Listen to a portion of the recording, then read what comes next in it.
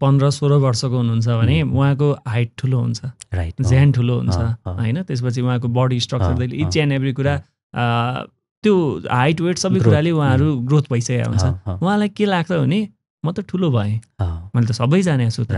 अब उहाँहरू चाहिँ के हुन्छ नि, बाबा मम्मीले के भनेको कुरा पनि उहाँहरूले भनेको ठिक हो त, मलाई लागेको कुरा पनि त ठिक हो नि। म ठुलो भइसकेँ, म झन् पढेको हो, आज पढेको मान्छे। बाबा मम्मीले त पहिला पढ्नु भएको थियो होला, हजुरआमाले त झन् पढ्नै भएको थिएन, तर मैले त पढेको छु, आज के भइरहेछ जानेको छु, डिजिटल डिभाइसहरू जानेको छु, अहिलेको टेक्नोलोजीमा के चेन्जेस आएको छ मैले जानेको छु भनेपछि त्यो खालको भावना डेभलप भइरहेको हुँदो रहेछ। तर इन रियालिटी उहाँहरूको मस्तिष्क नै राम्रोसँग अझै डेभलप भइसकेको हुँदैन। डेफिनेटली, किन भन्दाखेरि मान्छेको ब्रेन ग्रोथ हुनको लागि त धेरै समय लाग्छ कि सर। मान्छेको अनुभवहरूको कारणले, मान्छेको ज्ञान विवेक, एजुकेसनले, कल्चरले, धेरै चिजले म्याटर गर्छ नि त।